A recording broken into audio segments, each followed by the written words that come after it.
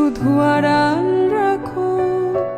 কে তুমি আমায় ডাকো, কেন দূরে থাকো?